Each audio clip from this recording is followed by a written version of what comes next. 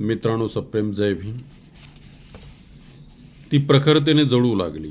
कदाचित बाबासाहेबाला आपल्या असंख्य दलित बांधवांना हेच सांगायचे होते की आयुष्यभर असाच तुमच्या उत्कर्षासाठी आणि सर्वांगीण उन्नतीसाठी जळत राहिलो याची केवळ जाणीव ठेवा.